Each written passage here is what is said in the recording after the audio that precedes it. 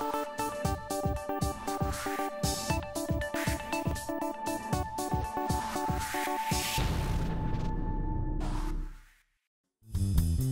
views and opinions expressed in this program are those of the participants and do not necessarily reflect the views of BronxNet or the program underwriters.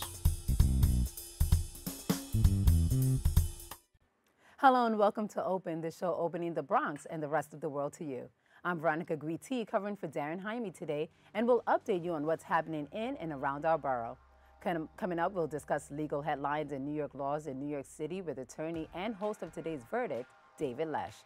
Afterwards, we'll learn how local veterans are being honored in the Bronx Veterans Day Parade. More details later on today's show. And No Voices Unheard is holding a Justice for Our Streets event to give a voice to the youth who lost their lives to gun violence. Next, we'll sit down with representatives from PSS Circle of Care to discuss their free workshops and upcoming Caregiver Expo. After that, we'll discuss about a new book that helps young readers value their family and embrace their own identities. The R.A.I.N Alzheimer's Caregivers Link program is providing educational seminars to equip caregivers with the skills to help with a loved one with Alzheimer's. So stay tuned. All this and much more is headed your way because we are now officially open.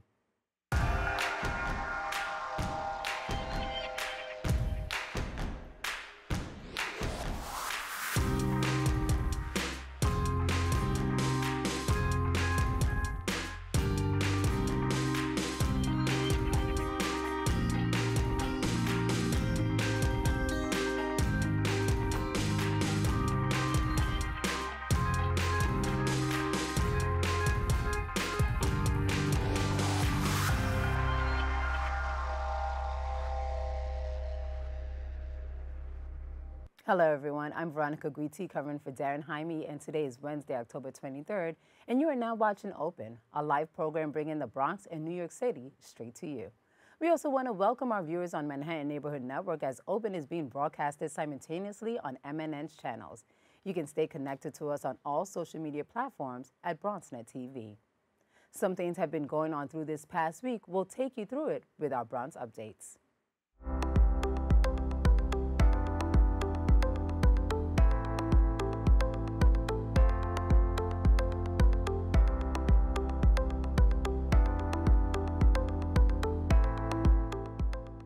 On Tuesday, October 22nd, the MTA released a new Bronx bus redesign report.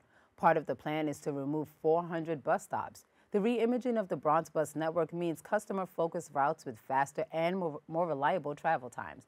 The plan is the result of about 36 community meeting hearings and surveys of Bronx residents. For more information on the bus redesign, you can visit new.mta.info.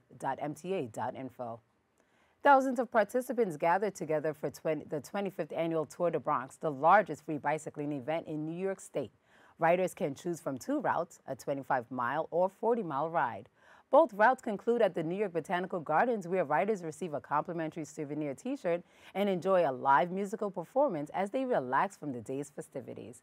Tour de Bronx is taking place on Sunday, October 27th from 8:30 a.m. to 5 p.m. The location of the event will start at the Grand Concourse and 164th Street.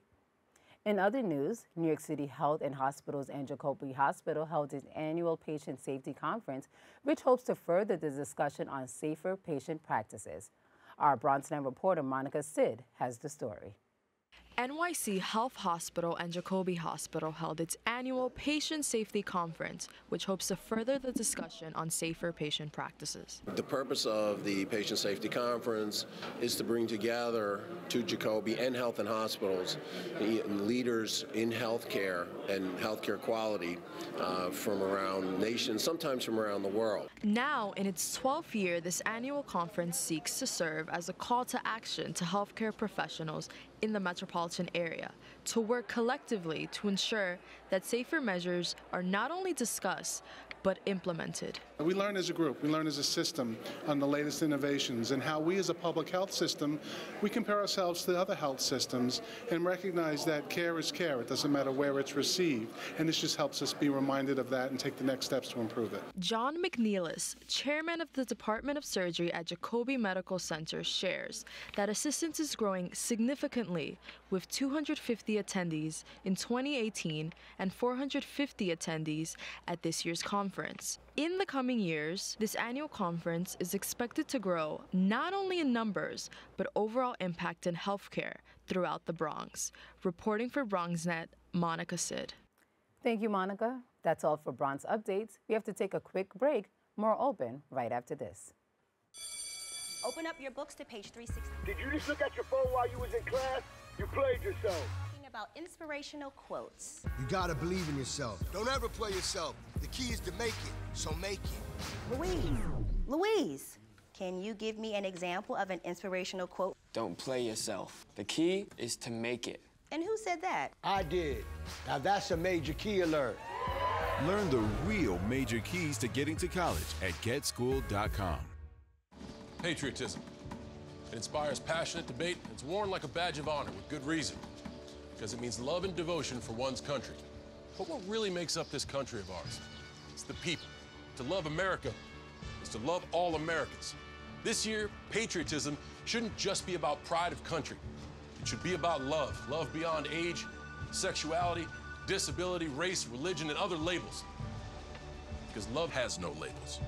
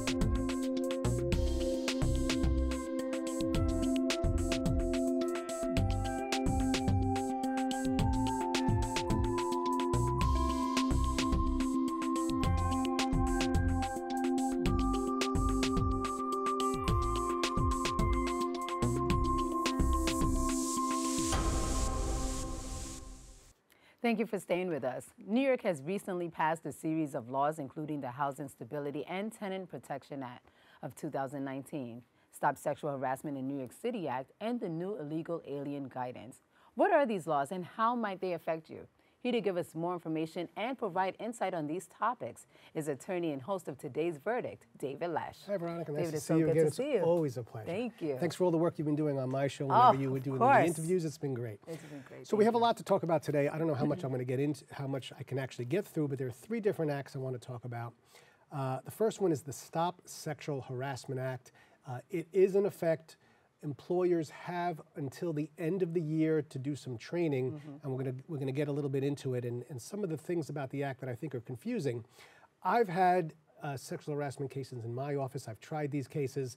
There was one in particular where I actually brought a lawsuit against Medgar Evers College because some ladies were being discriminated and sexually harassed by a supervisor. They were taking care of babies or children for some of the students. This was staff. And I had to sue the supervisor and I had to sue the school.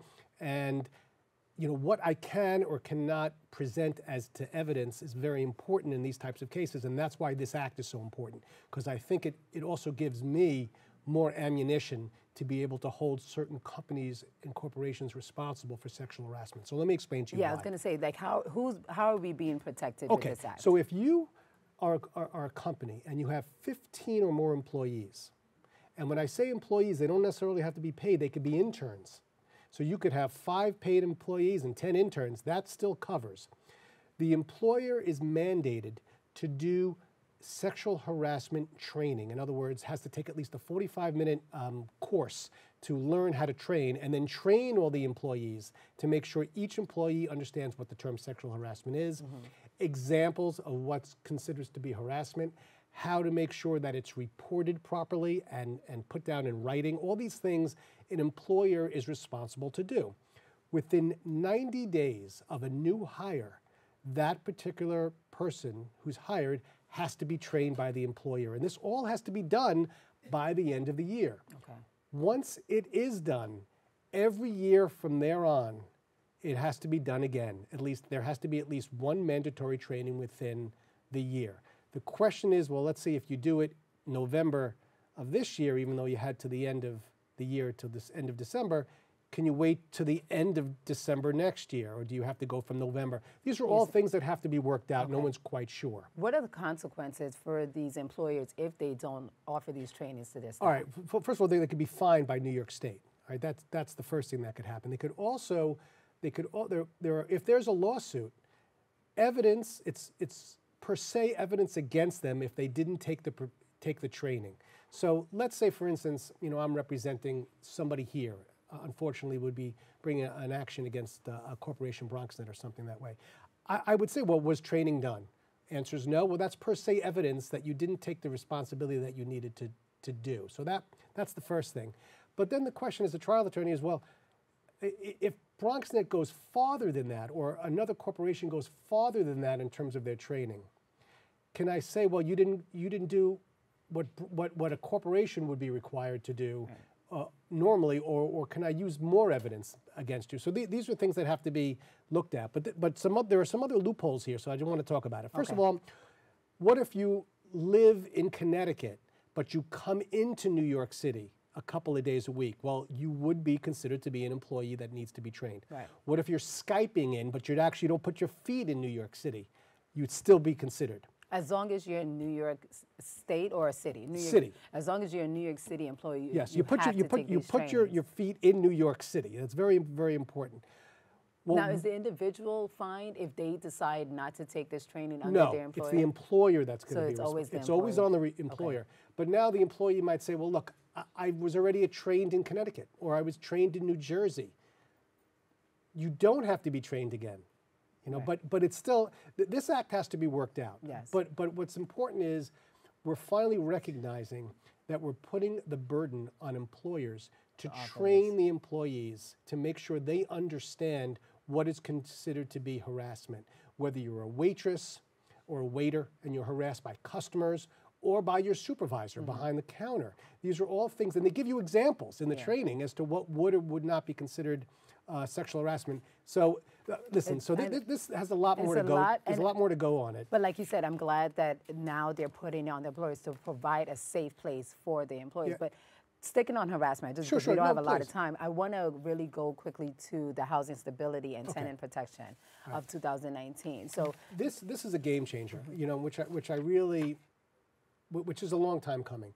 I mean, if you're a tenant, this has been your year in New York City, all right? Because when you're talking about rent stabilization laws, they've always really tilted a little bit in the favor of the landlord. And just to give you a little bit of a background, if you have a rent stabilized apartment, landlords are looking to destabilize the apartment and bring it up to market value. Right. That's how they make their money. And in the past, I think 15 to almost 20 years, 300,000 apartments have been destabilized. That means these are apartments that have been lost to the community that normally would not be able to afford it, but we've given them an ability to be able to stay there. Right. They've left New York City because they can't afford to stay there. Well, I think we've had enough of that. So basically the legislature has made it much more difficult for landlords to destabilize their apartment. How do they do that? How do they made it more difficult? First of all, if it was vacant, like immediately vacant, somebody left, the landlord could do it. No, you can't do that anymore. They have to give you a certain amount of time. You can't just immediately find somebody who might be able to get in there. Exactly, at that price. They've also said, well, the landlord would say, well, I'm putting a family member in. Well, is it an immediate family member? Now you have to give reasons why that family member can't live someplace else. This was just an excuse to get somebody else to get somebody in there to hold on to the apartment. Exactly. Right. So also, this was a good one. What landlords would do would say, well, we're putting capital improvements into the building, and therefore we can raise the rent up to a certain amount, which would then make the tenants say, I'm leaving. It all would flow. Well, now New York City, the legislature says, no, you can't do capital improvements more than a certain amount of time and only so much, and even if you do, you can only raise up a certain amount. And that was big because landlords would say, well, I'm improving the building. So therefore, the tenant has to pay for it. But the tenant would say, well, I don't need the extra shower curtain, or I don't need these things that you're putting in there. You're using it as a way to raise the rent, and I can't stay, and that's not really fair. So there are so many different protections here that we can talk about. It was extending the rent overcharge look back period to 4 to 6 years. If your if your landlord was overcharging you, you could only look back 4 years. Now you can look back 6 years. Wow. I mean, there's so many different things in here that, landlords are very unhappy, and I think they're bringing a lawsuit to try and overchange this. Well, hopefully they don't. I don't think it's going to happen. Let's move on to the last one here. We only have a minute. I could do it in a minute. Okay, let's do it in a minute. I could do it in a minute. 60-second rundown. Okay. On this new topic. I could do it. New York City bans the use of the term illegal alien. Okay. Right? Don't use that term anymore. Even if the person isn't here legally, you're really not supposed to use the term illegal alien. You want to use the term, use undocumented immigrant. It's considered to be discrimination to call somebody an illegal alien. You could be fined $25,000 for doing that. Wow. A lot of people feel it's an invasion against your First Amendment right. You should be able to say illegal alien, especially when the federal immigration laws, such as USC 1365, actually say they use the term illegal alien in the federal law. But New York State doesn't care. New York State says, look, we don't like the term. I don't care what the federal government does. Don't use the term illegal alien. It's discrimination. And certainly don't say, if you don't do something that you're supposed to do, I'm going to call 311 or the Department of Buildings because you're an illegal alien. About it. Don't use illegal alien. David, thank you so much for always providing us with so much good information. I did it. I got it all. You got it all done. Thank you so much. We really appreciate it. See you soon. If you need answers to difficult legal issues, David's got you covered. Connect with him on Facebook and Twitter at Today's Verdict. And tune into Today's Verdict on Tuesdays at 6:30 p.m. right here on BronxNet TV. We have to take a quick break, but we'll be right back after this.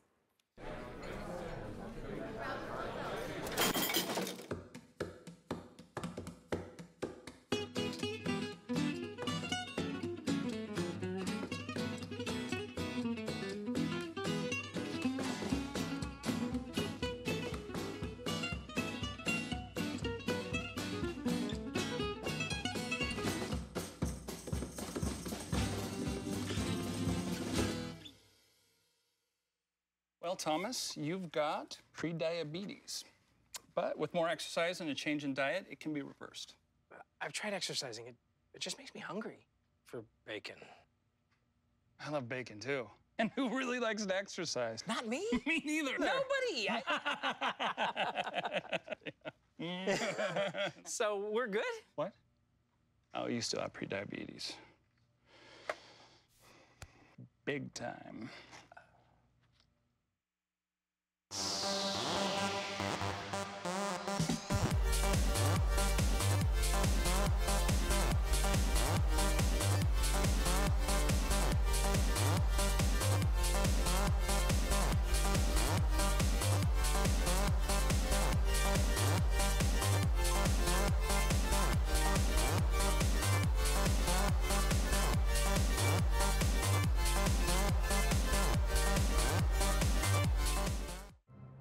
Behold the angry giant.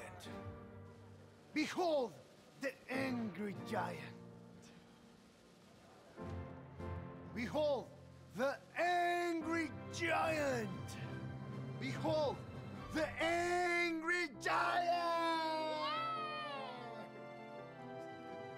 It only takes a moment to make a moment. Take time to be a dad today.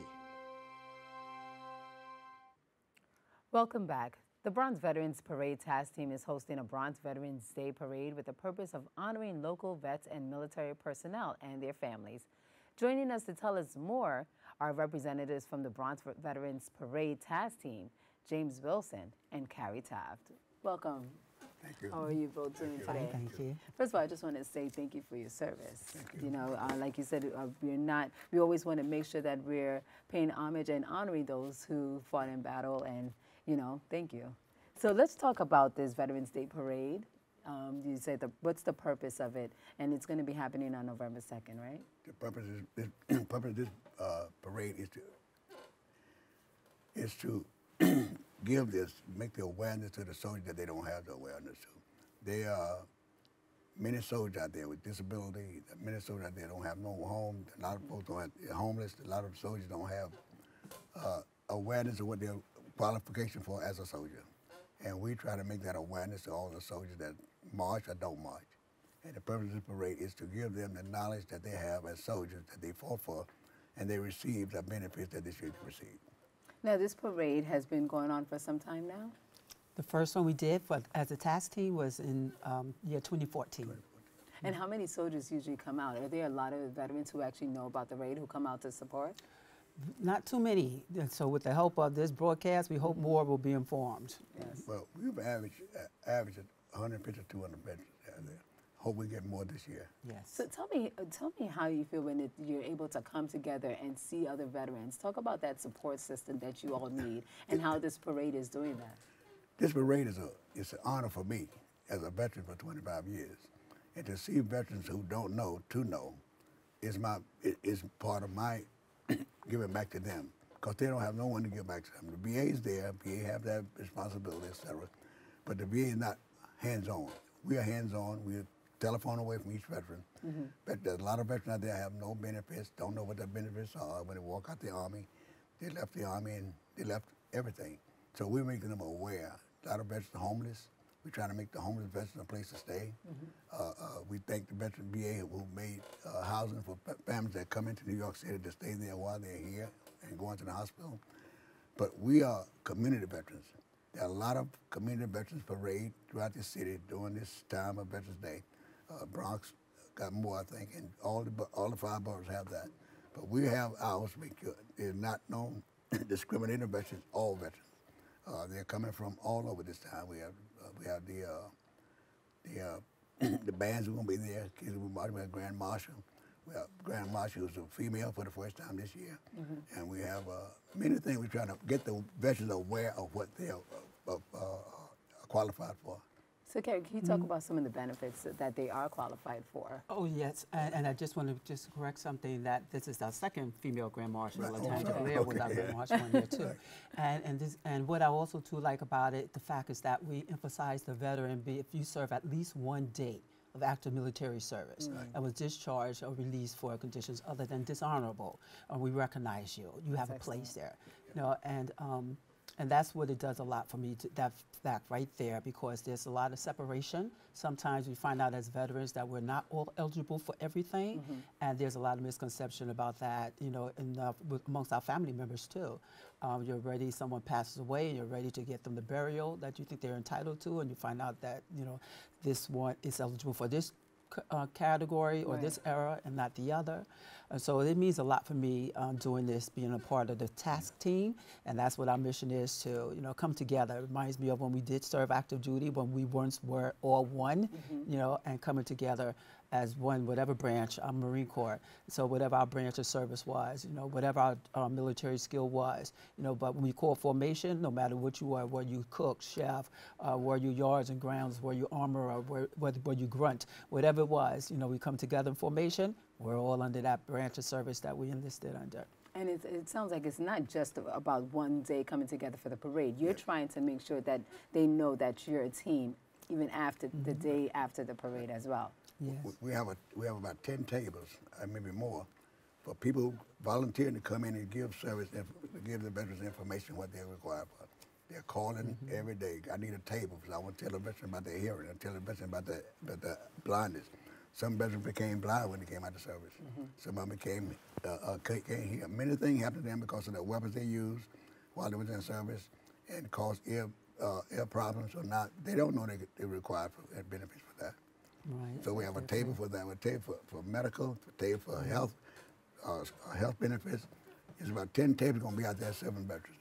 And things for their families too, because they need yes, support as well. Exactly, because I'm veteran, but my daughter's civilian. And you I know, want to say thank you for your service as well, because I just said thank you to James. So You're thank very you for welcome. your service as well. And so we want to remember that a veteran, aging parent. Okay, I'm the veteran. I may get services at the VA, but that's not helping my mother or my father or that auntie or whoever it is, that aging person or the child who's no longer dependent, who happens to be a civilian. So it's important that resource piece of the parade, the part that's taking part in the park, is so vital, because if you love me, then you love those who I love, right? Because if I'm caring for my loved one who is a civilian, I'm taking time away from my needs, you know, and we see that a lot in parenting, right? Yes. Well, thank you both so much for taking the time to come out here. We're wishing you all the best for the parade. Thank you very much for your Looking forward to service. seeing y'all too. Yes. Yes, indeed. The Bronx Veterans Day Parade is taking place on Saturday, November 2nd at Crotona Parkway and East 175th Street. The formation is at 11 a.m. and step-off is at 12 p.m. For more information on the event, you can email them at tbvpttinc@aol.com or call 718-682-6154. We have to take a quick break. We'll be right back with more Open after this. So, I'm kind of new here, but I've noticed a trend. My human does this funny thing where she goes around and gets all my toys, and then she hides them in that basket by the door. You know, but it's always the same basket, and it's always in the same place. And then she acts so surprised when I find them, but, you know, she's putting them in the same basket again. It's like, hello, that's where you put it last time. You were the worst at hide and go seek. For all the papas out there, let's stop what we're doing and take a moment. A moment to be with our kids. They can be loud moments, goofy moments, sporty moments, dorky moments, kooky moments. Moments where we talk or walk or just hang out. It doesn't really matter. They all count because every time dads take a moment to be with their kids, well, it's pretty momentous. So let's all take a moment to make a moment today. 150 over 90. 180 over 111. 160 over 110. I had a stroke. This is what high blood pressure looks like. You might not feel its symptoms, but the results from a stroke are far from invisible or silent. If you've come off your treatment plan, get back on it, or talk with your doctor to create an exercise, diet, and medication plan that works for you. Go to loweryourhbp.org. If I would have followed a treatment plan, I would not be in this situation. I'll never forget the day our landlord called and said, read your lease. No pets allowed. My owner tells him my dog ate the lease, but that didn't work. And now I'm stuck in a shelter. But this pit bull is ready for a new crib. I'm loving, loyal, and play well with others. So don't be intimidated by all my muscles, because the biggest one I have is my heart. That's right, I said it.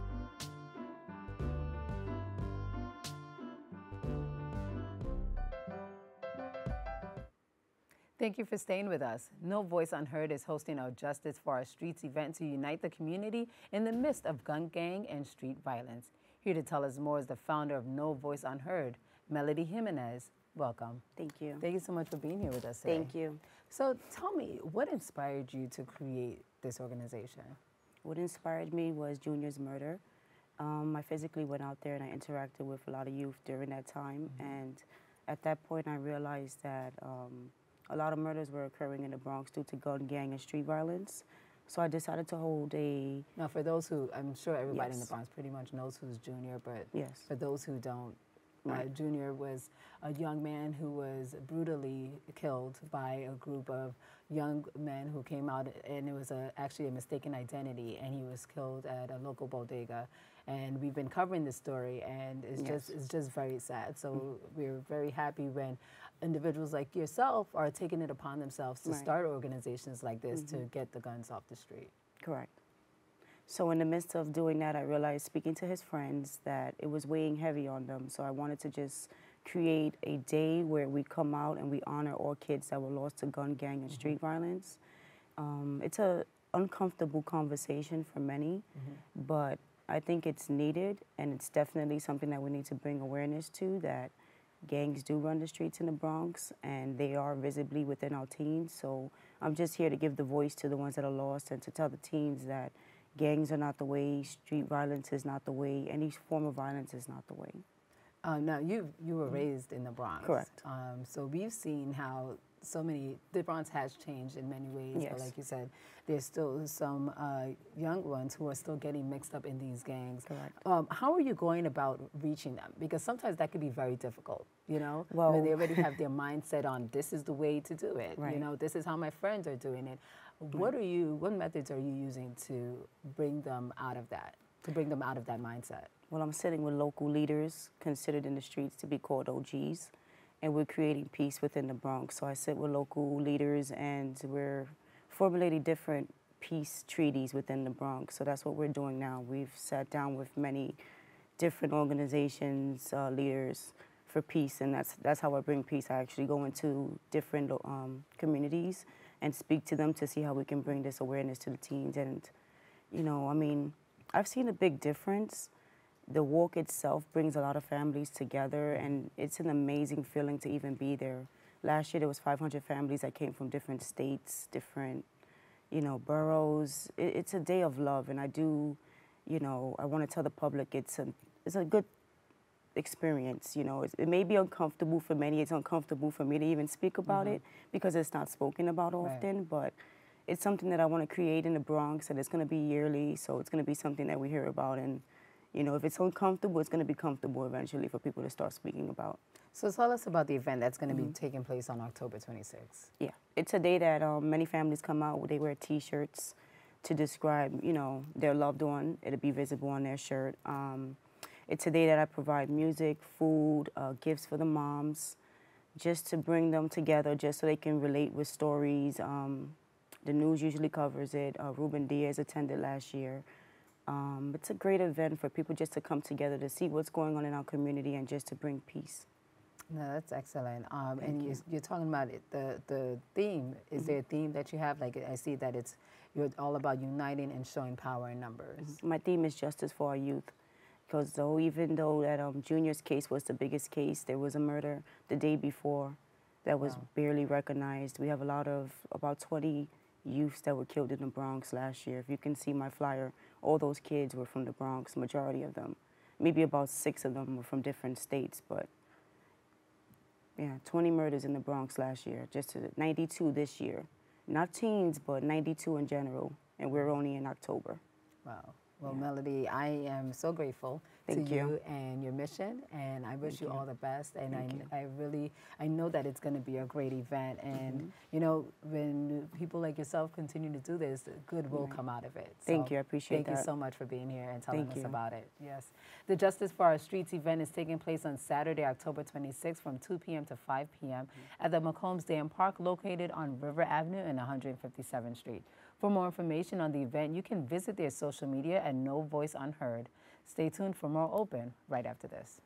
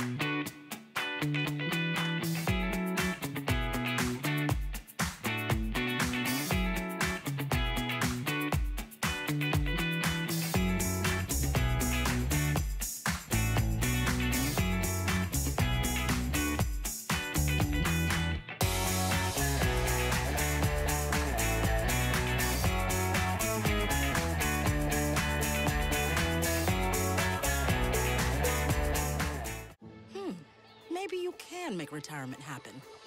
After all, you made this vacation happen. Double points with every purchase? Cleverly merging promotions. Love it. Cross-referencing travel sites.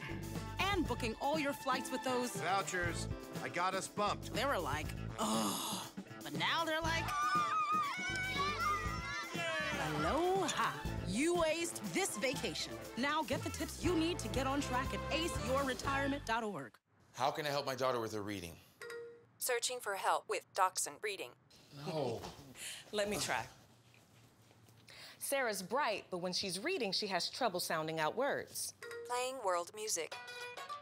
What? I give up. Wait, I was trying to show you how Sarah feels every day. Frustrating, isn't it? Redirecting to understood.org. Join parents and experts at understood.org, a free online resource about learning and attention issues to help your child thrive.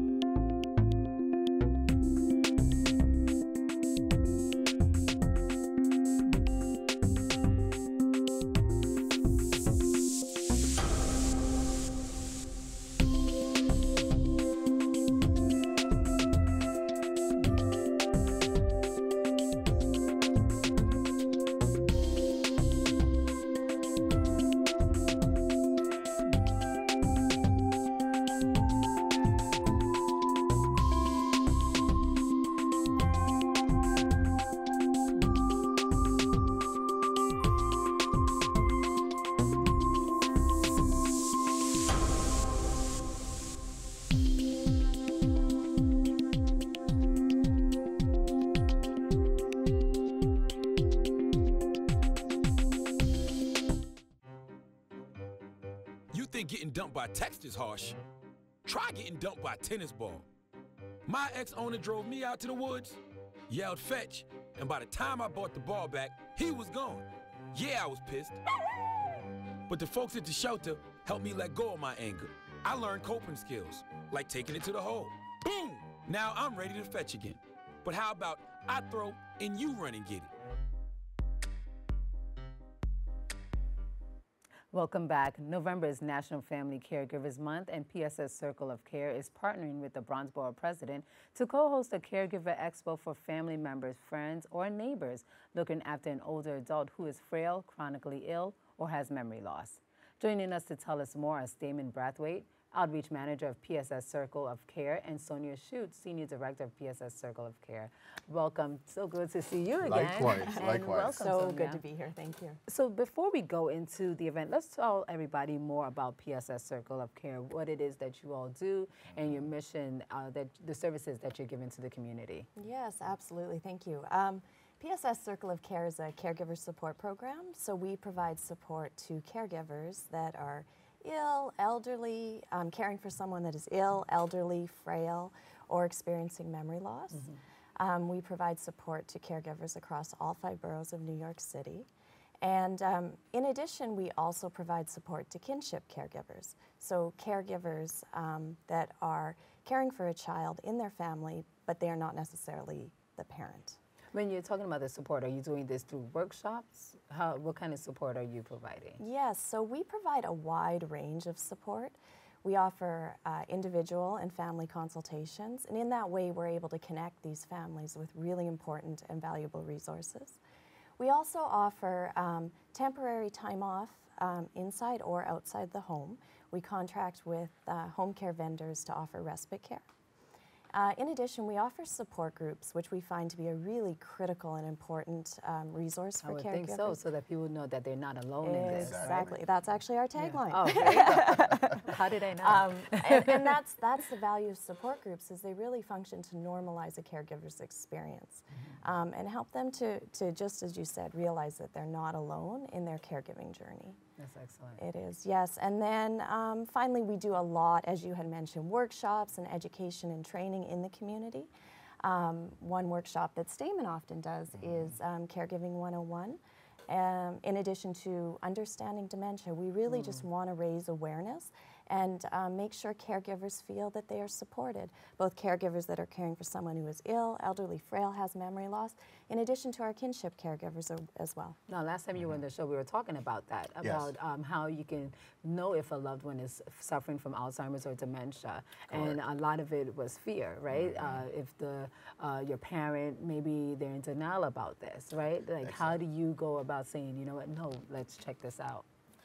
I think the signs are that we really don't like to use the word dementia or Alzheimer's, and that's like something that is really not recognized within not only the United States, but around the world. People are like very fearful of the terms that are used, dementia, oh, well, this person might have like Alzheimer's. But once you recognize any sign of memory loss, like for example, I think I used the same example the last time. You forgot your keys yesterday, and then today again you're forgetting your keys. Yeah.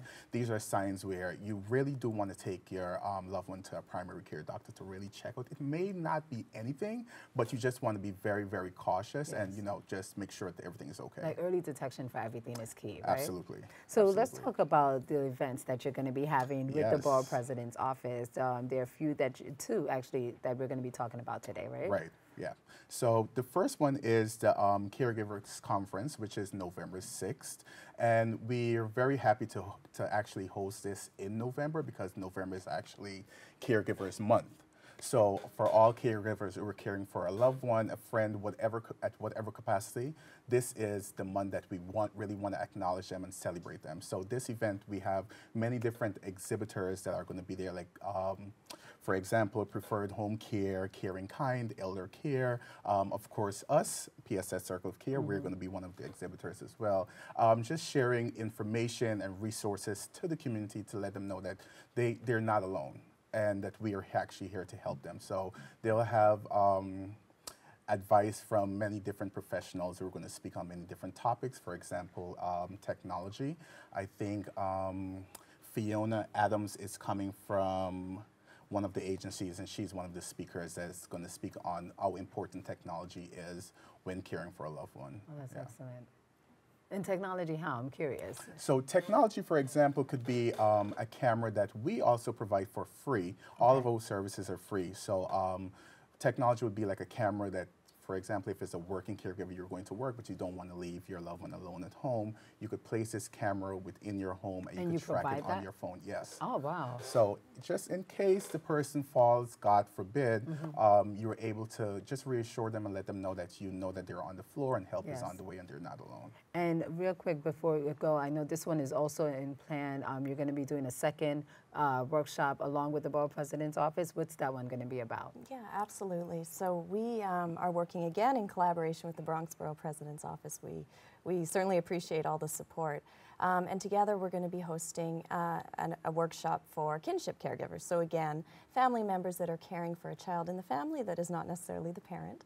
And we really want to bring kinship caregivers together and provide them with really critical information and resources. As it stands, Planned Parenthood will be there and speaking to the audience, as well as a representative from the New York State Office of Child and Family Services. Excellent. Well, we thank you all so much for being here and for letting everyone know about the services that you offer to the community. It's so important. Great. So thank you both. Thank you for having us. The Grandparents Workshop is taking place at the Bronx Borough President's Office located at 851 Grand Concourse Avenue on the 9th floor. The Caregiver Expo will be taking place on Wednesday, November 6th from 1 p.m. to 3 p.m. also at the Bronx Borough President's Office. For more information on PSS Circle of Care and their events, you can visit their website at psscaregivers.org or email careinfo@pssusa.org. Or you can also call their hotline at 866-665-1713. Don't go anywhere. More open after this.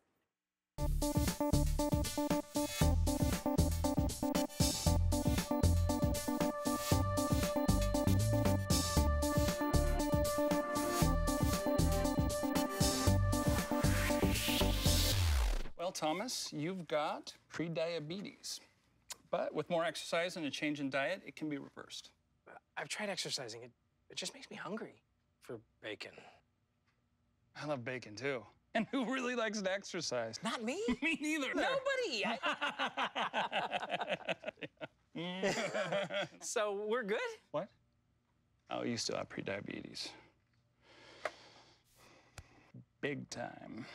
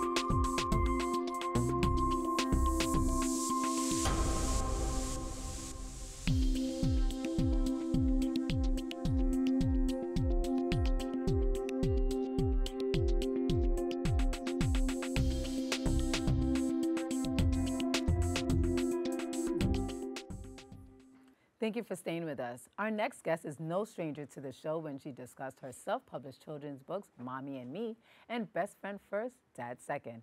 But now she released her third book titled, Mom Has the Key to My Heart. Joining us now to tell us more about the books is the author of Mom Has the Key to My Heart and founder and CEO of Aspire Dreams LLC, Ebony Troncoso. Is it Troncoso? Troncoso. Troncoso. What's the origin of your last name? My dad's side is like Cuban, like 3 generations ago. Nice, so Troncoso. Yeah. Well, it's so nice to meet you, Ebony. Thank you. I love this Thank because, you. you know, I'm all about moms and what they do for their Mhm. kids and sacrifices that we make. So I just love these books here. And I love that you threw dads into it, too, because they are important, of course. Exactly. Dads are just as important as Right. moms. So let's just talk about this. But for those who are not familiar with your books, what inspired you to write these books? So I'm really close. Because you're with- not a parent yet. No, I'm not. I'm really close with my family. Mm-hmm. We just make up events just to sit together and have dinner or cook or whatever it is. But then when I used to teach a few years ago, I would see these different family dynamics Mm-hmm. coming in and out of my classrooms, and it just inspired me to just write a book so that kids understand how important their families really are. Yeah. Yeah. So now your third book, what's the name of it? Mom Has the Key to My Heart. Mom Has the Key to My Heart. So tell us about this. So, like I said, growing up, African American boys always have this negative connotation attached to them. And throughout this book, I just wanted to show young men some affirmations and let them know that don't be ashamed of their brown skin, or, you know, that there are African American women that love them and that support them. And that's really what I wanted to focus on that book. Now, is this a continuation from the first and the second book, or is each book focused on a Each different book character? each book are different characters. Each book's kind of, it's focused on different characters, different genders. Especially with this one, I had friends that have like sons, and they were like, what about a book for us? Mhm. So that's when I went and created that book. That's amazing. Now, with each of these books, like with the first book that you created, that inspired you to start your own publishing company. Yes, because when I was looking to publish my book, publishing companies were like, oh, $2,500, oh, we'll give you a discount and a little monthly payment plan, and I was like, no. And so I know there had to be other people that were like me, wanting to write a book, but didn't want to pay thousands of dollars to get it done. And so after I created mine, I was like, that's it? Like, we got a book? And then I went and created my own publishing company, so now I publish books for other people. Now, we're seeing a lot of people now who have self-published books. What's that process like? Because you're finding an illustrator, right? Because Yes. this is also, it's a children's book, so I'm imagining that there are many pictures yes. inside. So it works out well that a friend of mine actually went to school with him. He's my illustrator. Okay. I'll never leave him as far as the business side, because he's great. If I need 15 pictures done, he gets it done within a month. Wow. Every deadline I has, he meets it. So it's pretty great, but it's really tedious if you don't know what you're doing. Right. So it took like a year of just researching, trying to figure out the steps to actually publish it and get it out there. And now you're here telling other aspired authors that, hey, I can help you. So tell me how you're helping other authors who would love to come up with their own books. So my company edits, proofreads, ghostwrites, and then we publish books. So somebody will come to me, hey, I have this idea. I want you to edit it and I want you to get it out there. So I'll run through it, edit it, and then we'll publish it, and then their book eventually gets on Amazon and Barnes & Noble. So it's pretty simple. Some people give me deadlines. Others are just like, I had this book for years, take your time with it. Yeah. So it really depends. So now I'm working on like 3 different books at one time, That's in addition wonderful. to my own 4th book and working and going to school, so it's pretty crazy. And you're going to school right here. I go to Lehman, College. yeah. That's amazing. No, I just love what you're doing. So what's the theme, I guess, for each of your books? I know, so is it like about self-love? It's really family, self-love and family. Like with this 3rd book, I kind of just doing, like I said, some affirmations. Because I thought it was important for young African-American boys to hear that and understand that, especially coming from the women that they love. But my 4th book will be bigger family. Like it'll tie into a bigger picture of family. What I would love for you to do, if we could just do a quick reading of maybe your favorite page. Okay. So this is it, Mom. No, this is, which one is the This third one. Mom Has the Key to My Heart. So my favorite page. Okay. All right, I love this one. So it says, at bedtime, my mom brushes my curly hair and rubs the freckles on my face. She tells me to never be ashamed of my features and my beautiful brown skin. I giggle when she says I resemble the shiniest, most valuable piece of gold treasure in the world. That's so beautiful. So yeah, so that's actually my favorite page from the book. It's a great story to read to your you. young. I know Yeah, I would love to read exactly. it to my son or daughter Yeah. before they go to bed. Yes, a lot of my friends always send pictures, like their kids always picking out one of my books for bedtime, and it's really cute. That's Yeah, it's really nice. Oh, well, thank you so much, Ebony, Thank for you for being having here me. and telling us about the book. Yes. We're wishing you all the best. Thank and you. I hope to see more stories from you. Yes, me too. Thank you, Ebony. Thank you. You can purchase Mom Has the Key to My Heart on Amazon, and for more information on Ebony and her works, you can visit her website at ebonytroncoso.com. Stay tuned for more Open right after this. So, I'm kind of new here, but I've noticed a trend. My human does this funny thing where she goes around and gets all my toys, and then she hides them in that basket by the door. But it's always the same basket, and it's always in the same place. And then she acts so surprised when I find them, but, she's putting them in the same basket. Again. It's like, hello, that's where you put it last time. You were the worst at hide and go seek. 150 over 90. 180 over 111. 160 over 110. I had a stroke. This is what high blood pressure looks like. You might not feel its symptoms, but the results from a stroke are far from invisible or silent. If you've come off your treatment plan, get back on it, or talk with your doctor to create an exercise, diet, and medication plan that works for you. Go to loweryourhbp.org. If I would have followed a treatment plan, I would not be in this situation. Behold, the angry giant. Behold, the angry giant. Behold, the angry giant. Behold, the angry giant. It only takes a moment to make a moment. Take time to be a dad today. Welcome back. According to the National Institute on Aging, Alzheimer's disease is currently ranked as the 6th leading cause of death in the United States and the 3rd leading cause of death for older people. R.A.I.N Alzheimer's Caregiver Link program provides free classes for caregivers to learn the skills to better communicate with their loved ones and to feel empowered on how to deal with challenging behaviors that their loved ones might be exhibiting. Joining us to tell us more is Marsha Henn, Program Manager at R.A.I.N Alzheimer's Caregiver Link program. Welcome, Marsha. It's so good to see you again. Hi, how are you? We met at the first time at Orchard Beach when you all were doing the walk, which was very successful. Thank you so very much for coming. It was wonderful that you covered it. It was great. I love seeing everybody out there. They were so supportive and just very excited to let people know about the services that you offer at R.A.I.N. So why don't we begin with that? Talk about some of the classes that you're offering to the community. Sure. So the Alzheimer's Caregiver Link program at R.A.I.N provides free classes to caregivers. Those classes consist of educational, Alzheimer's educational classes, as well as wellness sessions. And those classes are basically based on, they start out kind of like a 101, understanding dementia, what the different stages look like, of course, the different types of dementia, and how those stages progress, and how to better plan for long-term planning for your loved one. The actual focus is really to assist the caregiver. The caregiver is often feeling overwhelmed, tired, overburdened. Their responsibilities are probably not just of their loved one with dementia and Alzheimer's, but possibly also, their own responsibilities, their full-time job, their kids, their spouse, or other, responsibilities that they may have. So you're really burning the candle at both ends. Wow. It's a lot of work. And so we want to be there to try to help them by providing consultations also in our office to have them speak to us about what their needs are. We can go ahead and actually also, make referrals to other services that R.A.I.N has or other organizations within the Bronx or obviously within the 5 boroughs.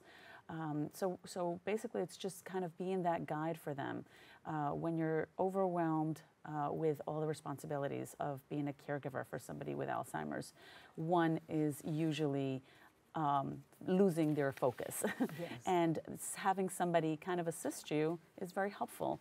I'm a former caregiver, and I know that that would have been something that I would have loved to have had, but we didn't even look out for resources. We did not, it's as a just family. About, okay, we just need to get just this get done, it done, right? Yeah. So it's a lot of work. Yeah, I can imagine. And I think it's great that services like yourself, like R.A.I.N, and also PSS Circle of Care, they were just on the show a little earlier.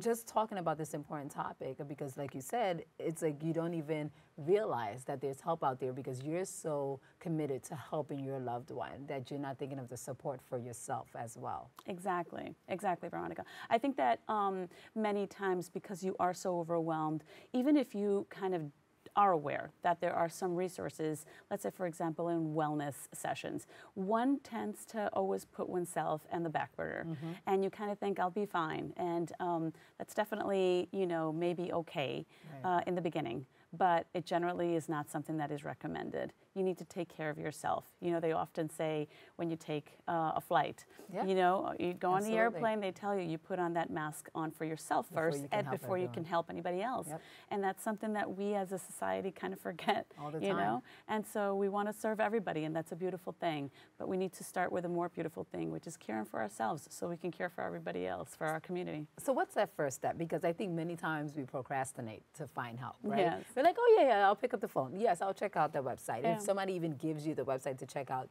you don't go ahead and do it. How Yeah. can we encourage people to go ahead and to reach out to you all to get the help that they need? Yeah, that's a huge point. I think also another huge aspect is a privacy issue. A lot of people may not want to, you know, reach out for help because they may feel this is something that is still kind of stigmatized, and they feel I'm embarrassed. I don't want to let them know about, you know, the chaos that might be, you know, arising in the family. So one of the best things to do is to understand that you are not alone. There are so many families, unfortunately, that are going through very similar, if not, you know, equally the same chaos and difficulties that you're going through when you're caring for somebody with dementia, specifically with Alzheimer's. And so to know that you're not alone makes you feel like, okay, let me go out, let me make that step. If somebody else has gone through this, they might help me, you know, with my particular difficulties right now, whether it's, you know, wandering of your loved one, sundowning, incontinence. There's so many challenging behaviors that one has to kind of, you know, deal with. And so we can help you with those in our classes in our Alzheimer's educational classes, how to deal with that. How often are the classes offered? So we actually have those on a monthly basis at our offices, but we also do in-home and tailored for family classes. So if a family is having difficulty getting out to our facility as a group, you know, everybody has different schedules, different times. And so if it's a difficulty to them, I can provide an in-home class to them.